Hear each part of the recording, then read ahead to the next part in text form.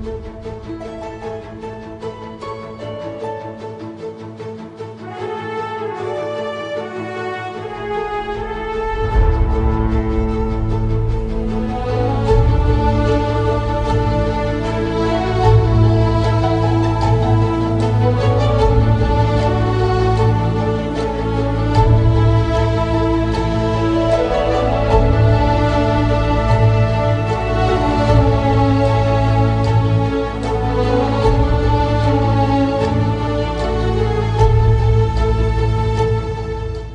and welcome to another Journey to the Blue Sky. My name is Aaron. My name is Patricia. I have to say, I think we're looking a lot forward to this particular episode because this is the episode where we finally talk about Snoopy and Charlie Brown, a Peanuts movie. So, or the Peanuts movie if you're in America. And interesting that it basically has two titles. So, like, they had to call it Snoopy and Charlie Brown, a Peanuts movie in some places in the world because of copyright infringement in regards to the Peanuts movie. Because I do believe there is something actually called the Peanuts movie out there somewhere. Not actually know what it is or where it's seen. Apparently, they have actually got to call it something differently. But here in the US, I guess we're just gonna call it the Peanuts movie, just to kind of like stop any confusion, I guess, for anybody else. Yeah, and especially since here in America, when we hear peanuts, we associate ourselves with either one of two things. The legume, or Snoopy, Charlie Brown, Linus, Lucy, and all the other iconic characters created by Charles Schultz based off of the comic strip. Yeah.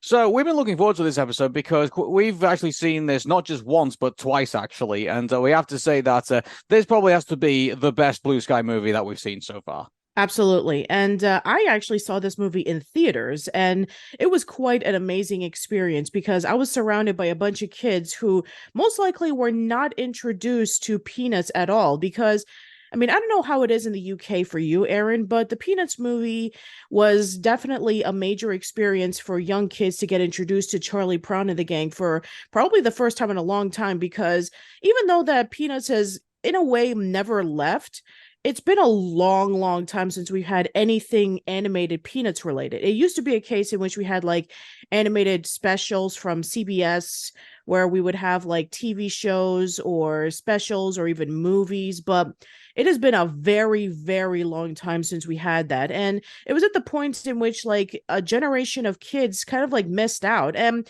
also, since Charles Schultz's death in 2000, there hadn't been any new Peanuts comic strips in 15 years at that point in time. So I'm sure for a lot of people who went to see the Peanuts movie, this was literally their first time seeing Charlie Brown and Snoopy in anything. And nowadays we have the Snoopy show on Apple TV. So now a new generation of kids are able to see Charlie Brown and Snoopy and the gang in action. So I think this was kind of like the one that kind of kickstarted a love of the Peanuts gang again.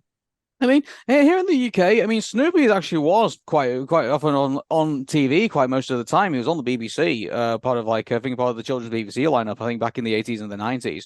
So like I think the show was the animated show I think was a thing back when we were. So I think a lot of people were aware. Definitely a lot of people were aware of Snoopy and definitely were aware of like I think Snoopy probably was more the main character I think rather than Charlie Brown. Even though like a lot of the adventures kind of like wrapped around Charlie Brown, like some of the stories did really, but I mean everyone would basically say, oh, it's Snoopy, and like Snoopy would basically be like the I think in fact I think even the original when I think if it was gold I think it was right. I think it was just kind of referred to as Snoopy rather than Peanuts. Oh, okay, so So it's interesting. I think Snoopy was more in the eyes of people more than I think Charlie Brown was, I in guess my it makes a opinion. lot of sense because around the 80s and the 90s, when Peanuts was still really popular and when it was still releasing a lot of specials and such, Snoopy became much more apparent in a lot of merchandise. There was the Snoopy snow cones, there was a lot of T-shirts with Joe Cool in it, him and Woodstock together. So yeah, Snoopy was definitely like the cool character, while Charlie Brown was kind of like pushed into the background when it came to like a lot of merchandise. I mean, not to say that Charlie Brown and the gang didn't get themselves their own merchandise, but Snoopy was definitely like the face in a lot of them. Yeah. We got this movie, and but this is the thing, but again, I think we have the rule here where, like, we are familiar with the Peanuts, we are familiar with, like, Snoopy and Charlie Brown and, like, all the gang and everything like that. But really, we need kind of, once again, we think we need to kind of like judge this movie on its own merits rather than, like, saying, oh, hey, we need to like realize like everything around it to actually understand what the movie's about, in my Yeah. opinion. I So, remember when what? the trailer first came out for this movie, and people were really skeptical about it, especially for huge Peanuts fans, because of the 3D animation. It's been a tradition for over 40, 50 years at that point in time that Charlie Brown and the gang have always been 2D styled. And when they saw the 3D animation, people were a little bit afraid that it was going to take away the charm of the 2D animation. But then when more trailers started coming out and when we got to see more of the action of the traditional stuff that you would see with Peanuts and with Charlie Brown, playing baseball or flying a kite or any of the sort, then people started getting more excited about it. hmm Well, I think development of the movie actually began in actually 2006, so 6 years after the death of Charles Schultz. And in the final release of the last Peanuts comic strip, Craig Schultz, the son of Charles, pitched a film idea to his son Brian Schultz, 12th Century Fox and 20th Century Fox and Blue Sky Studios announced development of the computer animated film in October 2012, with Steve Martino directing due to his faithfulness to the style of Dr. Seuss in the film Holden Here's a Who. Also produced by Blue Sky. Numerous elements of the comic strip were featured in the film, such as Charlie Brown's skating pond, the house, the wall, quote unquote, and Lucy's psychiatrist booth, as well as Snoopy and Woodstock's voice from Bill Melendez. The soundtrack was also composed by Christopher Beck, and contributions also were made by Megan Trainor and David Benoit. So I think there was a lot of care and attention put into the development of all of this. This was like something that the family wanted to see effectively because like there was two like generations of it that in the family who basically pitched this idea over to them, and eventually 20th Century Fox and Blue Sky picked it up. Good on them. Yeah, exactly. Yeah. So Craig Schultz and his son and his son Brian were really adamant on wanting to keep the authenticity of Peanuts to the big screen. They didn't want to make it modernized. They didn't want to do a lot of major changes that would kind of like remove what people loved about Peanuts in the first place. They just kept the original essence of Peanuts, and I think it works really well because, I mean, if you watch the original Peanuts shorts, it definitely feels like it takes place in the 1960s. I mean, you still have the rotary phones, they don't use computers, they don't use modern technology, and they still have the same clothes that they wore even in the comic strips. And I think that that works to his advantage because it keeps it timeless. And also, very similar to all the Peanuts animated specials and even the TV series, they use real kids to voice as these characters. Now, it's common nowadays for adults to voice as young kids because they don't have to worry about like, oh, he had puberty, we need to switch him over to somebody else or any of the sorts. But no, they kept the authenticity where they actually had real kids performing as these characters, and it works perfectly well. Like, even if you were to watch like the Peanuts movie and then switch over to like some of the Peanuts specials, they sound exactly the essence of what you would expect to hear from all these characters. Charlie Brown is very depressed, and Lucy is the very snippy one. Linus is trying to be very supportive. Sally is the little sister who is very optimistic. Peppermint Patty is very rambunctious, and Marcy is like her little sidekick. So yeah, they all fit within what we know from the Peanuts characters, and it works perfectly well in terms of the casting. And I again, like, they were able to put in so much of the time and effort to make it feel like it was a classic Peanut special from the 60s over into the big screen in 2015, not only for people who grew up with Peanuts, but to also introduce it for a new generation. And also, they used Snoopy and Woodstock's voice tracks by Bill Melendez to use. I mean, they voiced, the characters for decades. And unfortunately, Bill Melendez, he passed on several years before the Peanuts movie was in production. He passed away in 2008. So they decided, hey, why don't we just use all these archive voices of him voicing as both Snoopy and Woodstock to add into the movie, which, I mean, it would be a shame if they would have had somebody else other than Bill Melendez to voice as Snoopy and Woodstock. They're already iconic at this point in time. But yeah, I would say that everything that they did in honor of the Peanuts franchise to put into the big screen was done 100% correctly.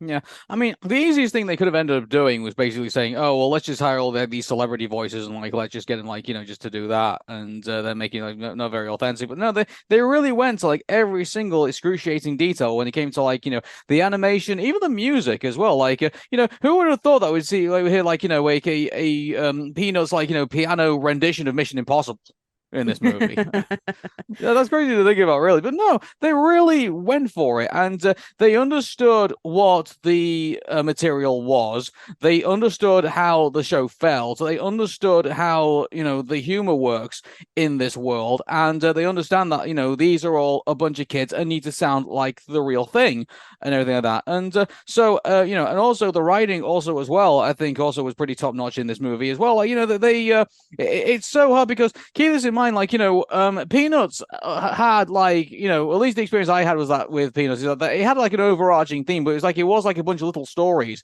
that also like were like sprinkled in as well, like to keep kind of like the whole main story together. That's the great thing about this. And I mean I think we're here now, so I think we'll probably just get into like the story of the movie. Yeah, or before we go into the story, you just mentioned the music. And again, the music is just as iconic as, say, the animation style and the voiceover style. I think that music by Vince Guaraldi is also a staple in Peanuts. Like the jazz soundtrack is something that you would expect to hear from any Peanuts shorts or even the TV series.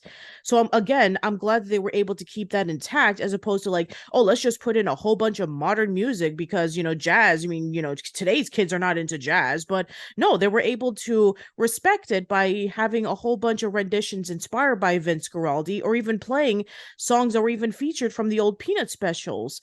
And also they did mix in a few modern stuff here and there, but we'll get to that when we get to the story. But I mean, the one thing I would argue though about the modern soundtrack that they fitted into the movie is that at least it fit. It does. Like exactly, yeah. So like so it's not like they didn't. So it's not like a situation like Hey Arnold the movie where they just like they stuck in like Little Romeo for whatever reason. Like it's so. I mean, like they actually I say dare I say Fro Rider actually fits in this movie somehow. Like, and Meghan Trainor too. I mean, her song was able to fit in really well too.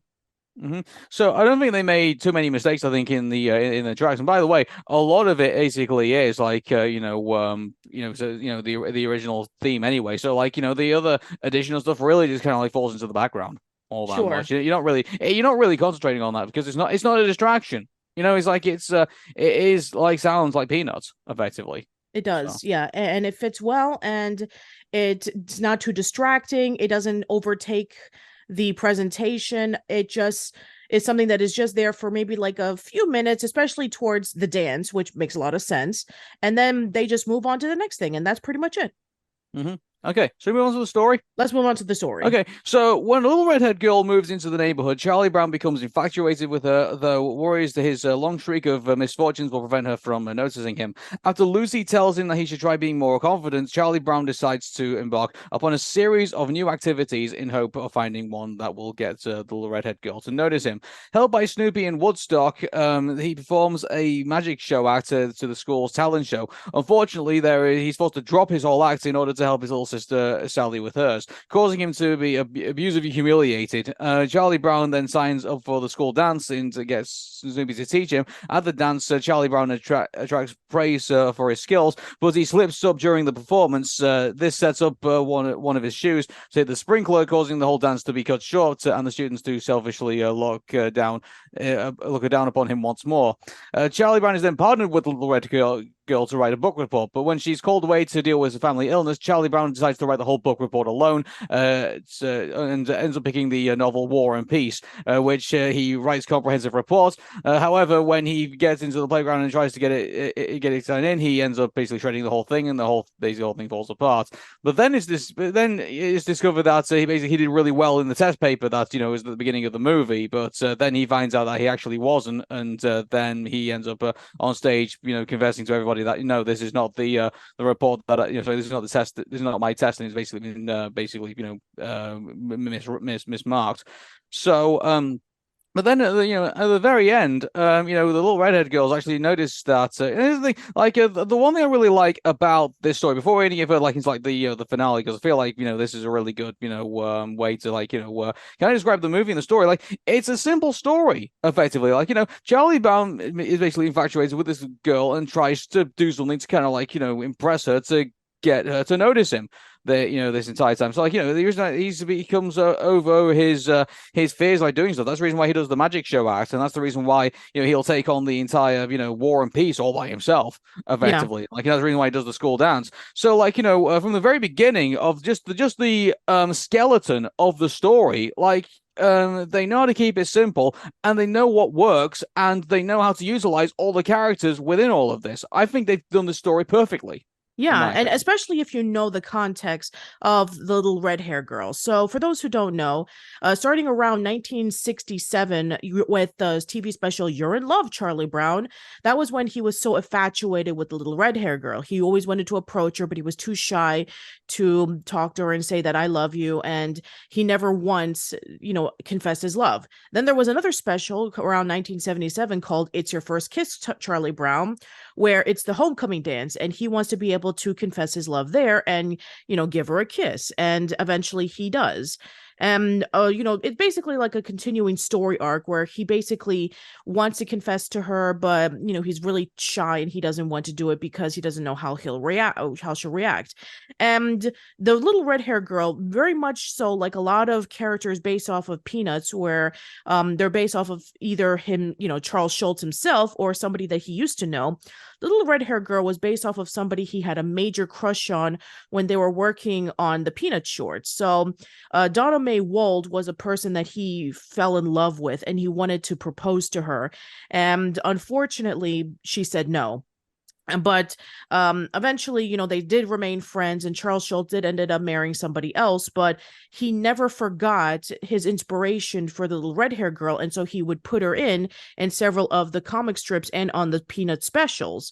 And when you know about the little red hair girl, about how she's really pretty, and that Charlie Brown is so infatuated with her, and how he's shy and not able to talk to her because he doesn't know what to say, and he fears that whatever that he does say or acts, that he's going to come across as a loser. It's pretty relatable, especially if you're somebody who once saw a person, you're like, I don't know what to say. I don't even know if they'll even like me, but I do like them. I want to be able to get to know them more. So yeah, it's pretty relatable in that sense, and very akin to what you would expect to see in the Peanut specials. Yeah, but the one thing I'll say about this is that I've actually not seen the little redhead girl story, so I'm actually not actually familiar with that. But here's the thing: you don't even have to watch that in order to kind of understand what's going on here. Exactly. And that's a good thing as well. And so the one thing I think that's a place this movie trains is that you don't have to go back to the original source material and kind of to understand what this movie is about, which I think is refreshing. I think, because how many times have we been through movies? It's like, well, unless you fully understand what's going on prior to this, unless you do your homework, you really don't understand what's going on in the lesson. Or even worse, that the homework assignment that you were doing so that you can get yourself prepared, and then when you watch the final product, it's like, wait a minute, they completely changed the test. It's nothing like what I was doing my research on. They completely, had a whole bunch of additions or subtractions from the final product that it's almost unrecognizable. Just like when we were talking about with Epic. Yeah, exactly. So, but obviously we get to do all this. So, I think what we should start with, the first part of it, which is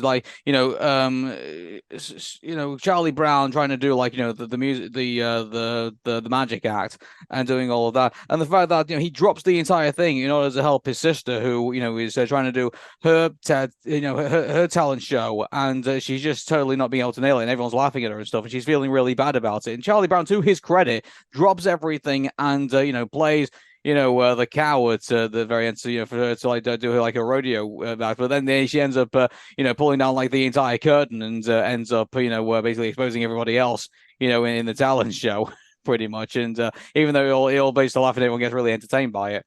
So like but that plays to Charlie Brown's character in this is that and also it goes towards like what we'll talk about at the very end of the at the very end of the so the point I'm making is that it's a great solid protagonist that we have with Charlie. The fact that he will he plans to do like all this stuff. He even gets Snoopy even to help him. Then after that he realizes that his sister's like not doing too well, and then he just drops everything for for Sally effectively. Yeah. So yeah. And that brings the relatability of Charlie Brown is that every time that he's trying to do something, he ends up messing up. He tries to throw a baseball, the baseball hits really hard, and then all of his clothes fall out. Or he's trying to fly a kite gets caught in a tree. Every time that he tries to approach the little red hair girl, he gets really nervous and shy. Or in the talent show's case, he wants to perform this magic act so that he can be able to be more popular, and so that he can be able to be seen as a winner.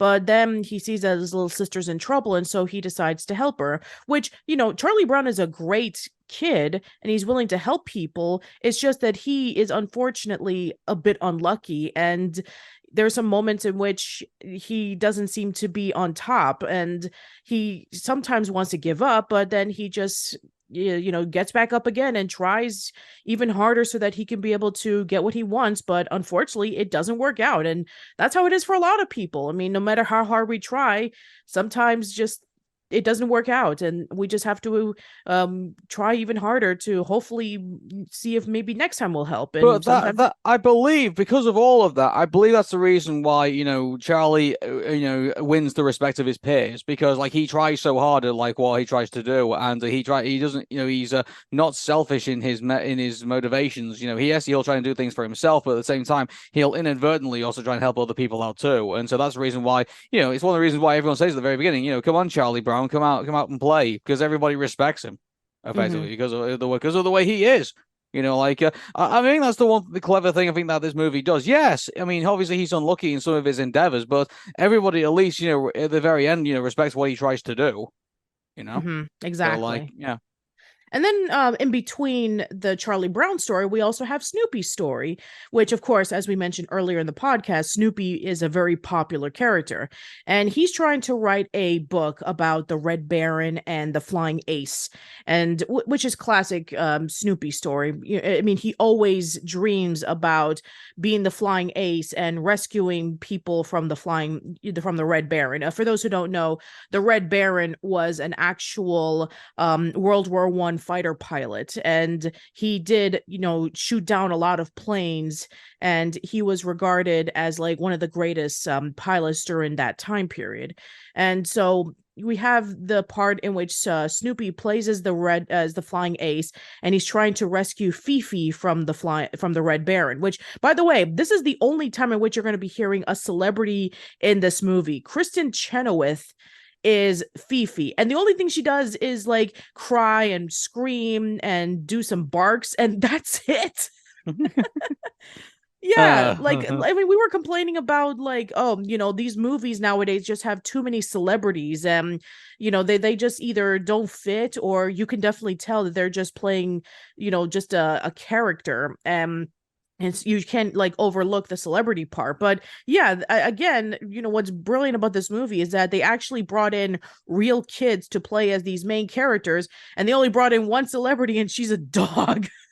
hmm Well, I mean, like at least you did a part. Yes, So exactly. She did her part, yeah.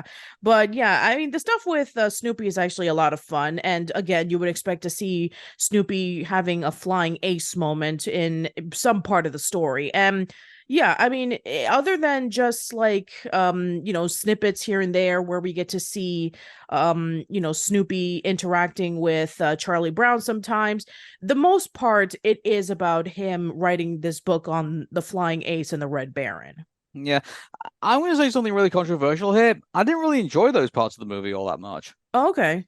Yeah, I mean, like, I gotta be honest with you, I was more interested in what Charlie Brown was going to do to try and get, for all the stories that he was going through at that time. And I thought, I mean, I get that a lot of people like Snoopy, and I get like they all want to see like, an exciting adventure with him. And so obviously they created this whole, story for him to write and everything like that. But I gotta be honest, like, I was like watching it, I was thinking, when are we going to get back to Charlie Brown and like, the main story? I didn't consider it like the main story of the movie, Mm-hmm. effectively. I just thought they were just kind of like segues, if anything. yeah, I gotta be honest with everybody. I didn't really enjoy it all that enjoy those parts all that much. I was kind of like waiting for like, oh hey, when are we gonna get back to like, the real world, effectively. But, Yeah, I mean, I guess I can understand where you're coming from because, it's true that it doesn't really have too much to do with like the main plot.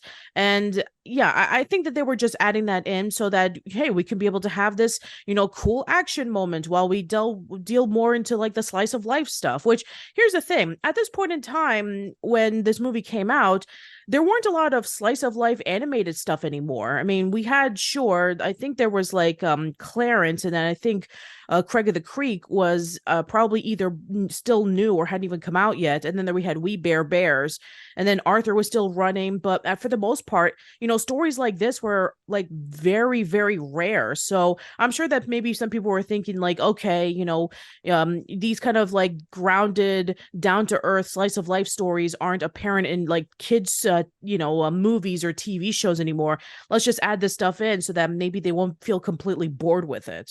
yeah, exactly. Like, but the thing I would say is that I mean, yeah, I mean, I've already imagined that's the reason they added the exciting moments. But I mean, yeah, I mean, I'm still, dare I say, more interested in hearing like the slice of life moments. Funny enough, like I feel like it is refreshing actually, given the fact that I mean, let's look at like the other Blue Sky movies that basically have been like I mean, they've all effectively been like a comedic action sort of kind of like movies. I guess you could say. And now here we've got Charlie Brown and Snoopy, and they're not doing that whole type of thing. But I mean, obviously, it's all playing out more in Snoopy's mind more than it is like actually happening, which probably kind of takes me away out of that really. But if you think about it, like we've had Ice Age, we've had robots, we've had Ice Age, tons of Ice Age movie, Rio, Epic, and they I like all these like kind of like sort of like comedic kind of, but also like we have some action in them as well. But here we have like the Peanuts movie that is basically just kind of like very down to earth and dare I say mellow Yeah, in it this. is way more mellow than we've seen with a lot of Blue Skies movies in this point in time, where they were really focusing on like the slapstick comedy or very quick, snippy one-liners. Yeah, Peanuts is not that. Sure, it has humor, but a lot of the humor is more witty and sarcastic, and that's what makes it timeless. Is that a lot of the dialogue that the Peanuts characters would say was very intellectual, especially for like young kids. Like you wouldn't expect young kids to be stating a lot of these like intellectual quippy reactions towards one another, and that's what makes it like really amazing and sophisticated. I mean, that's what made Peanuts stand out compared to a lot of comic strips at the time, in which they were real kids and then they would just like talk in a way that they made it sound like they were adults as opposed to like children. And yeah, I think that something like this would be far away from what we would expect to see from a Blue Sky movie, where we would see like Scrat doing a whole bunch of crazy shenanigans with his acorn, or we would see Rio, where we have like Blue and the gang trying to basically get accustomed to not having to deal with the domestic life or having to deal with the streets of Rio de Janeiro, or even with like the movies that we've seen like with robots, in which we have the characters in Robot City, or if we had Epic, where they're trying to make it like this action adventure movie set in the forest and stuff like that. So yeah, something like Peanuts is something that you would not expect to see from Blue Sky. You would probably see it maybe with another animated company, but definitely not from them. Yeah, definitely not. So, I mean, so that's basically the first, bit of it. Then we also get like the second bit where, like, he says to oh, I'm going to go to the dance and I'm going to try and impress there because if I, win, like, the boy competition, she wins the girl competition, which she's going to do, then obviously I can have that first dance with her and everything like that. But obviously that doesn't all go to plan, and he ends up basically, smashing the sprinkler system and then cutting the whole thing short effectively and doing that. But obviously, he gets to that point by basically, being helpful to like, his other friends. And by the way, once again, winning, respect of his peers by doing that.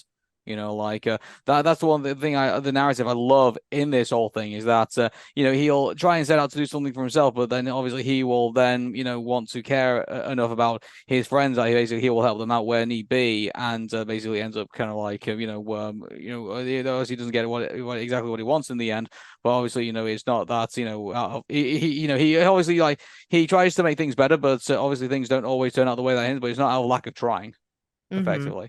So I Yeah, think, yeah. and that's what makes the character so relatable is that he continues to try and he doesn't give up, even though that things are clearly against him. Yeah, I mean, the story flows really well in this movie. That's the thing I will say about it. It's not erratic. It's there is chaos that's currently going on, but it's controlled chaos, I guess you could say. We all know that where the story of the Peanuts can be very chaotic at times, but it is contained very well within the story, and I think that's what works to Peanuts' advantage. In this. Yeah, and the reason why is because they kept it very simple, is that we have maybe like one or two storylines, but they all intertwine with one another. And in this case, okay, we have this part of the story where Charlie meets a little red hair girl, where he's working on the book report, where he gets noticeable from everybody because they think he did really well on his test. And that actually meets up very well with the storyline because it contains every single bit of the story arc within one school year. And then thrown in between, we have Snoopy working on his tale. And the reason why is because Charlie Brown is working on his book report. So yeah, it all meshes together so well. It doesn't like go all over the place, or it doesn't just stick to one story arc and it's like, okay, I get it, what's going to be the next thing. So yeah, it actually does mix things up, so when you're watching the movie you get more invested in what's happening in between each and every single part of the story. Yeah, so I think that one of the things I want to mention to you, Aaron, I think that we should go over to the ending. So, Well, in hang the on a end, second. There's one last bit we have to go through before we get to the ending, and that okay, is yeah, that. okay, go for it. So, Charlie Brown has to write a book report. He gets the little redhead girl as that, but then he realizes that the little redhead girl ends up going away because of a family illness. So he ends up having to try and write the whole book report himself, and he feels like if he does that, then obviously he'll gain the respect of her. And so he ends up saying, "Oh, I need to find a really intelligent book to write." So he ends up picking War and Peace. Oh So my God. he spends the entire time, reading War and Peace like for an entire weekend. And by the way, you notice that he's so determined that you think, mind you think that he would get distracted at some points. He would oh hey, I'm gonna go out and play with my friends. But no, he actually turns them down and says, no, this book report is too important. And so I mean, you start to see a more, I guess, dare I say, some more maturity, I guess you're saying, Charlie. I think at this point Absolutely, in the yes. movie. Yeah. Yeah. So I Yeah, think and here's the thing. War and Peace is not an easy read. It is over 1,000 pages long and it is very complex. there So are people who have done entire podcasts and YouTube series on War and Peace, going through it all. I think there's one guy I think who did a live stream for hours on end, just going through going from cover to cover on War and Peace too for yeah, charity. So it's not easy. this thing's a meme, effectively. But anyway, I digress. But so yeah, War and Peace. He ends up spending the entire weekend to do it, and then he ends up writing the book report. And obviously, being Charlie Brown, obviously, it's ends up flying in the air and ends up getting shredded by a model airplane, which was not coincidentally is also a model off the Red Baron as well. Yeah, So of course. Yeah. yeah, because that's the way Sod Law works apparently. Sure, why not? Yeah, and also there was like a lot of other moments like sprinkled in between where you have Charlie Brown helping out with the dance, and you have Snoopy appearing himself as Joe Cool, which it was inevitable. I mean, next to the Flying Ace, Joe Cool is like one of his most iconic personas, and of course he steals the dance. I mean, it's not too much of a surprise. And Charlie Brown, he does really well at first, and then of course he messes up, which I mean, it was to be expected for Charlie Brown, unfortunately. And then we also have him, researching for War and Peace. And then eventually that doesn't turn out very well. And then, of course, we have the next part of the story where they're taking a test. And whoever does the best would be getting like themselves a nice little medal. And then they'll be presenting themselves in front of the entire school.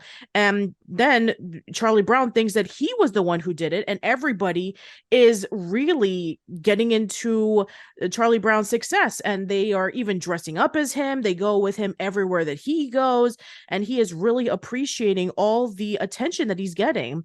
And then he realizes that it wasn't his test that was the one that was the best. It ended up being Peppermint Patty of all characters, where she was basically just doodling whatever. It's actually pretty funny. It kind of reminds me of that episode of Hey Arnold, in which when the kids were taking their aptitude test to find out where they were going to be in their career, and then you have Harold, who basically just circles around all E's, and Helga, who does really, really well. And then their tests get switched up, where they thought that Harold's the smart one, and Helga's the dumb one.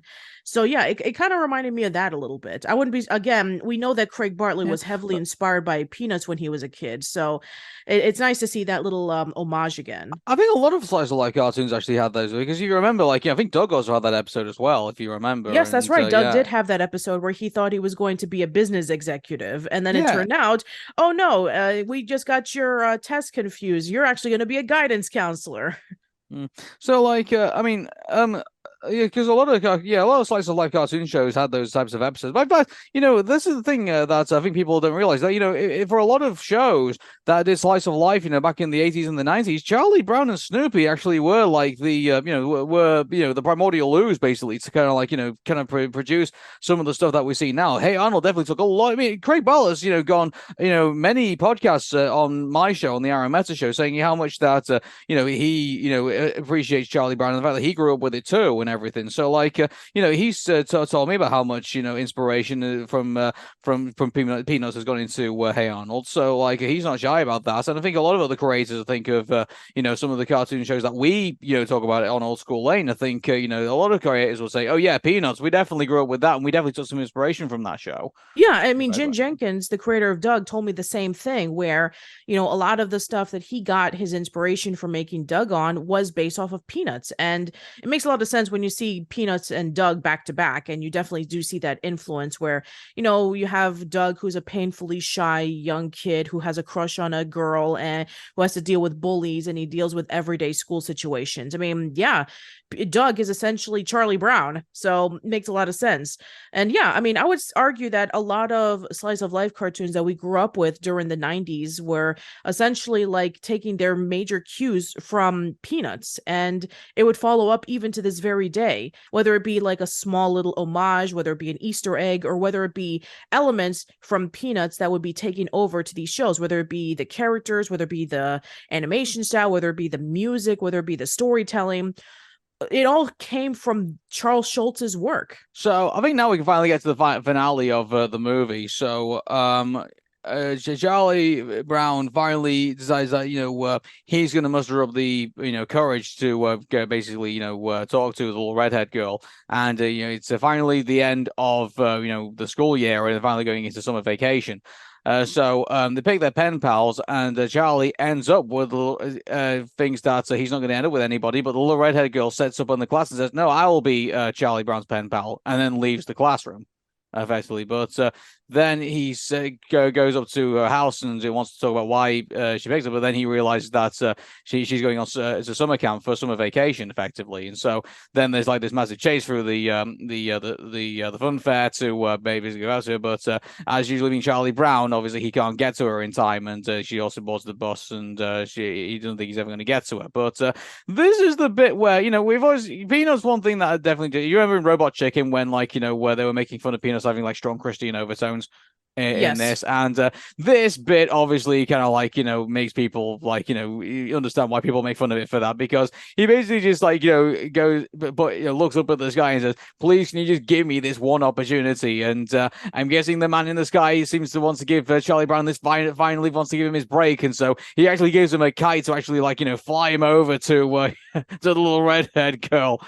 And and then everyone's just amazed that Charlie's flying the kite, and is goes off to like figure out how he's done it, and then the kite takes Charlie over to the little redhead girl. And then this is the great thing about this story. Like, you think that Charlie has failed so many times to get this to impress this little redhead girl, but in actual fact, unknowingly to him and probably unknowingly to us, the little red girl has said, "Wait, I've just seen you, help out your little sister when she was like, in tears on the stage. I've seen you help out with the dance and everything, and I've seen you, also when you wrote the book report all by yourself to help me out when my grandmother was ill. Like, I noticed that entire thing, and so that is great storytelling."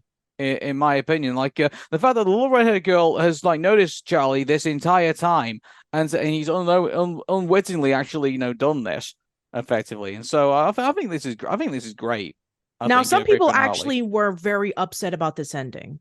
Really? Yeah, because here's the thing. If you've seen a lot of Charlie Brown specials, Charlie Brown doesn't win anything. He is always the loser. He doesn't end up winning the spelling bee. He doesn't end up with, winning competitions or any of the sort. He ends up getting the short end of the stick with everything. I mean, sure, there have been like one or two exceptions. Like we mentioned before where, Charlie Brown ended up, kissing the little red hair girl during the homecoming dance, and in the Christmas special where, everybody decides to gather up and help with setting up the Christmas tree that Charlie Brown picked up. But for the most part, yeah, Charlie Brown is seen as like the loser. And a lot of people felt that this was a cop out saying, oh, but this doesn't capture the essence of Charlie Brown. He's supposed to be the one who gets the short end of the stick with everything. I can understand for hardcore. But again, that's if you're listening to the original source material. This is not the original source material. This is like, a movie contained in its own. Exactly. That's what I was going to say, is that here's the thing that a lot of people seem to overlook, is that this is another adaptation. Sure, it's based off of Peanuts, but at the same time, it doesn't have to stick verbatim to what we already know with the Peanuts specials. And yeah, I mean, I would say that after all the stuff that Charlie Brown went through, I think that he does deserve to have at least a little bit of happiness and recognition from somebody that he really cares about. So yeah, I would say that this is a great ending where the little red hair girl was able to acknowledge that Charlie Brown is a great kid and that she would be more than happy to be his pen pal. I mean, the worst way they could have done this ending is that basically they could have done it where, Charlie Brown finally all wins in the end and everything like that. Like there's worse ways to write this ending. Come on, like this is the best way you could possibly end the Charlie Brown story effectively. I do agree. Yeah. And the fact that they were able to close it off with a comic strip with Charles Schultz's signature on it. I mean, there's a lot of moments like that in the movie where we do get to see like the 2D animation with, Charlie Brown's thinking and also with just like his daydreaming, where we get to see it in the form of those 1960s comic panels, which is a great touch, by the way. So, yeah, I mean, the way that they were able to end it off that way was such a wonderful just closure to conclude this movie. Yeah, and after everything that Charlie Brown has been through, come on. I mean, that should have been a moment that should have made people very happy, if anything. If you're miserable about ending, seriously, what are you doing with your life? Yeah, I know for a lot of people, it's like, oh, it didn't really ended the way that a lot of Charlie Brown specials do. But you know what? I mean, this isn't a Charlie Brown special. This is a movie that basically, takes the story to another level.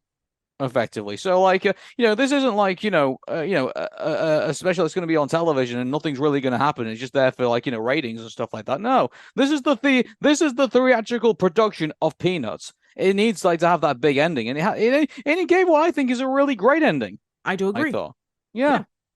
So. Yeah, unfortunately, this movie didn't do very well in the box office compared to a lot of Blue Sky Studios movies that we talked about, where if we talked about in the Ice Age movies and even in the Rio movies where they were able to make 400 million, 500 million. I mean, I think that the third Ice Age movie made over 800 million, and it was the highest grossing movie of its time.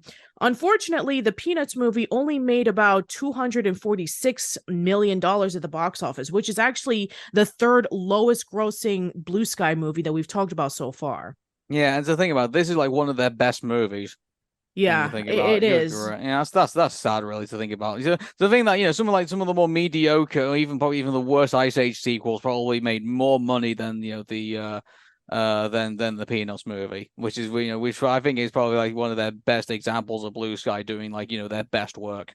Yeah, so if we take a look at the top 10 highest grossing animated films of 2015, it doesn't reach the top 5. It's only at number 7. And Minions was the one that was the highest grossing movie of its time, making over $1 billion. Well, it's Minions, isn't it? Like, as much as we hate Minions, unfortunately, there's a lot of people who like them because, Minions. But, True, yeah. true. So, hey, at least, there is some appreciation for, like, some of the work that we got here. Yeah, So, absolutely. I mean, I think that if we hadn't had this movie, then we wouldn't even have the Snoopy show that's currently on Apple TV. oh yeah, exactly. Like, this I think kept, the kept Peanuts in the attention, I think, of a lot of people. So, I mean, yeah, I'm really glad that the Snoopy show's finally like, has got it has got this. And yeah, I think this movie, if this hadn't happened, I don't think we would have ended up with a Snoopy show, I don't think. Yeah, and also, people would kind of like forget about the Peanuts. You remember several years ago, I think we even talked about this in Arun and Patricia when the Charlie Brown Christmas special, which had been a staple for CBS for decades, was finally no longer going to be airing over there, and people were really, really, really upset about it. Like Mhm. here, that's amazing. Like, something that had been a staple on television for over 50 years, and then they're just saying, "Oh yeah, we're not going to air it anymore." And you would think that, okay, maybe they'll be like, oh, I don't care about that stuff anymore. But no, millions upon millions of people were really, really upset about it. Mm. That just goes to show you that people still love the Peanuts characters to this very day. Yeah. So, like, I mean, Peanuts has its place in nostalgia for a lot of people, and will want to pass it on to their younger generations, and they will also carry it too. Like it's just it would be a shame if it kind of just faded away and had nothing to go for it. I think it definitely deserves, definitely with the characters, definitely with like the whole setup, definitely with the way that it's carried on through like decade after decade after decade. Like there's Snoopy definitely does a chance. There's a chance Yes, in this. absolutely. And I think that every generation should get introduced to the Peanuts characters, whether it be through the TV shows, whether it be through the specials, even with this movie. I think that it is able to appeal to any audience within any time period. That's what makes it so universally appealing, is that it doesn't take place in a specific time period that would be out of place for a lot of people. The storylines are simple, but at the same time, they're very complex to any situation that a kid is going through in real life.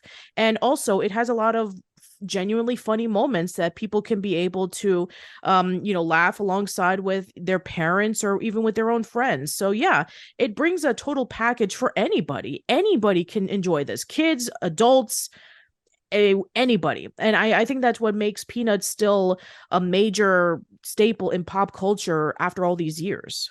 Yeah, definitely. Anyway, I think it's time to give this movie a score, don't you think? Yes. So yeah, okay then. So here's the thing. So like this is definitely a Peanuts movie if you ever like, described it to me. I think the music is great, the animation is spectacular. I think the voices that they brought into this, I think it was we made the whole thing extremely genuine. And the only thing I'll basically would say is that I mean like as much as I like try and get into like the flying aces like segments that they put in the middle, kind of like the devil like the Cypher's Life stuff. Like I mean no like every time I was like looking at them, I was kind of like, when are we going to get back to the main story and everything? So like with all that put in me, like they're far more positives than there are negatives in this, and so I will be unfair to like give this a lower score. So I'm going to say 9.5 out of 10. Yeah, 9.5 is a great score because, yeah, sure, there's some things here and there that they could have tightened up, but for the most part, it's almost flawless. Like everything that you would expect to see from Peanuts is there. The animation style, the voice acting, the storytelling, the characters, everything fits so well within Peanuts. It is almost a perfect interpretation of what we'd expect to see from any of the Charles Schultz's comic strips or any of the TV specials or films from Charlie Brown, even the stage show, You're a Good Man, Charlie Brown.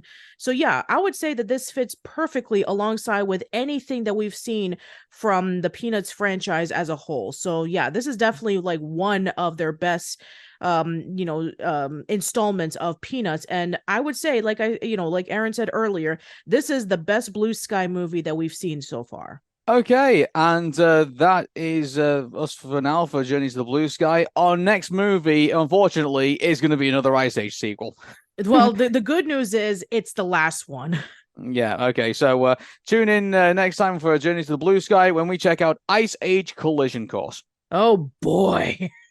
Yeah, and let's hope the collision isn't too hard. Yes, please. I mean, I don't know Yeah. how much more I can take. Actually, one thing I'm actually thinking actually as we look through this list, and I'm sorry, like I'm extending out the outro to this, but I mean we only have like basically three movies left, and unfortunately, like they're not. Like, I mean, Peanuts, I think is probably like the peak. I think we're going to get for like Blue Sky quality. The other ones, we're gonna have to talk about them. I think. Yeah, unfortunately, it goes downhill from here. Okay, see you later, everybody. Bye.